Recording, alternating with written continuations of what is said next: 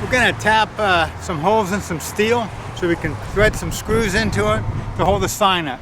I'm going to be drilling or actually screwing in a 10/32 screw. That's the thread, 32nd, and it's a 10 millimeter.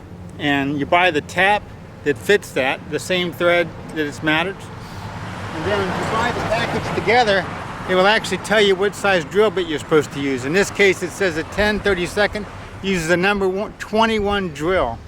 Now, I'm not exactly sure what size that is, but since it says 21, I know I got the right one. I'm just going to tape my sign up so I don't have to hold it.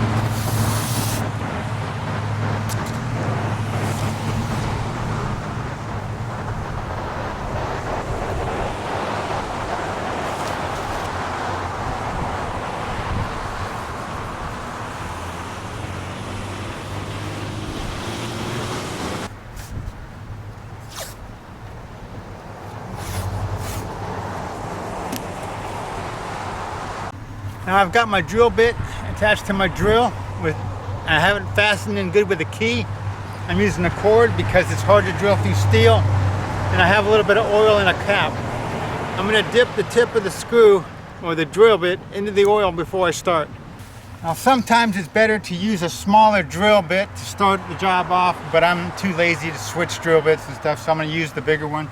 It's a little harder to push through, but it's less likely to snap off. A lot of times when you go in a hole, you lose your weight or it goes through real quick and it snaps the bit off.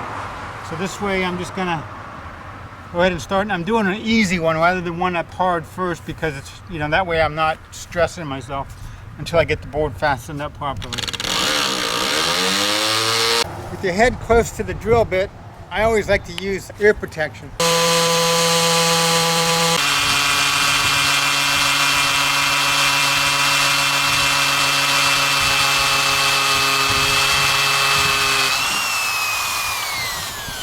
You got to be really careful when you get that final push through. You can kind of feel it. The drill feels a little bit different. It's starting to grab through the open hole, and you can't press as hard then, otherwise you'll probably snap your bit off. You just got to be careful. Now I got my tap into this little tool. It just unscrews and you stick it in and you tighten it up. I tighten it with a wrench so it won't keep popping off and falling off. But anyway, once you get this done, you also want to use oil on the tip. And you put it in the hole and you just kind of turn, you try to keep it straight and just turn it, and you feel it start to grab.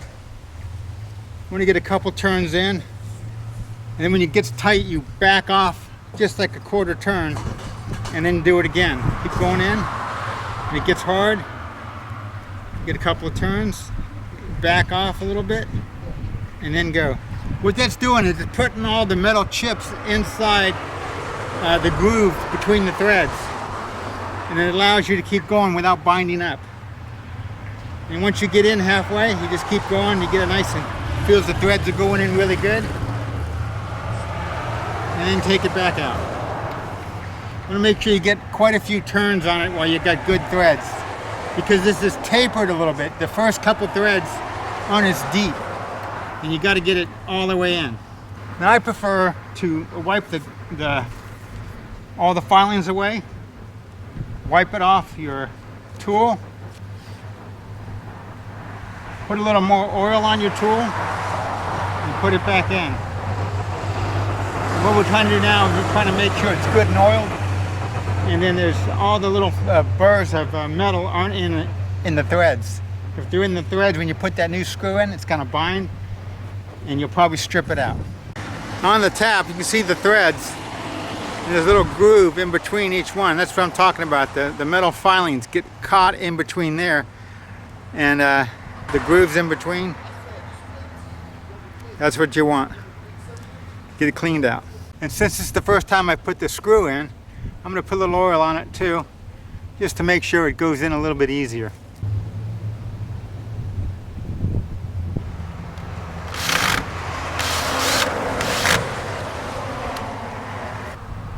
It's dropped down a little bit on this side. So before I put the second hole in, I'm going to put this back up, tape it up better, and get this screw right here, and that way I don't have to worry about it for the rest of the job. Now a clamp would probably work really good too. Clamp both sides. Just has to hold it long enough for me to get one more screw in. Well, kind of a recap of today, just to kind of go over it, because you can probably see a little bit better. A normal tap set looks like something like this. You know, tap and dies. And I didn't have this with me today, that's why I had that little packet that came with the drill bit.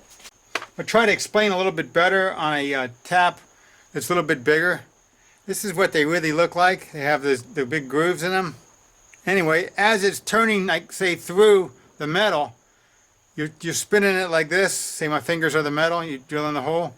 The hole's already drilled. You're spinning it through, and it's going to start binding. And when it binds, you just go back like a quarter turn. And what that's doing, it's dumping the metal that are in these threads into the grooves in the middle here. That way, and you go back again and keep turning until it tightens up, and go back again, and you keep going until you get it threaded far enough in, you know, that you have a clean, good threads. And then you take it back out. To put the tap into the correct tool, the tool looks like this. This is just like the one I used today, but a much larger one. It's so you can actually see.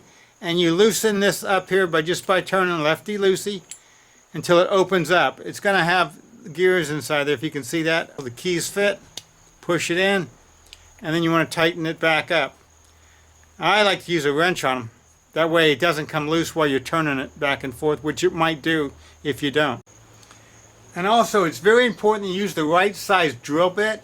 The one I had today, the little package, it did not have the size of the drill. It just had some number, which was 21. And I guess if you have the right kind of a tool that has different size holes in it, there's probably numbered for each one, and a size 21 is the size you put the drill in, and you can see what size it is. It did not have the dimension size.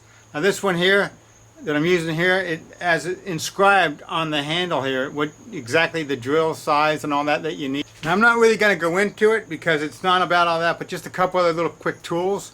This is a easy out. It's a reverse threads. So what you normally do with this is if you get, say, a bolt breaks off, you drill the center of it out, and then you can thread this in, and it will tighten as it loosens. And so what happens, it will slowly turn until it won't turn anymore, and then it will start turning the nut with the bolt that's stuck, and hopefully that will come out. You can use it for a lot of other things like that. And you got what's called a die, and this is a die, and this actually fits in another tool. But say if you had a bolt that the threads were stripped, you'd find out what size you needed by using a gauge, and a gauge is this, and you open it up, and it's got all these little teeth on it with a number on it. And what happens is you take your bolt and you hold the bolt up to it, and then you find out which threads it matches the bolt. And once you do that, you look at the number that's on it, and that will correspond to one of these things. And this gets mounted into a tool like this. There's already one in here. And you get these little, there's like little tiny screws on the sides that hold it in. And you basically put your bolt in. You don't have a bolt with me, but I'm just going to say typically you stick them in like this, and you just crank this around, and it cleans out the threads. Good tool to have. Check out some of my other videos. RobertBrownBooks.com is my website. I have a Facebook page, Robert Brown Books, and I'm always making little videos on YouTube, which, as you know, if you're watching this, that I have a lot more.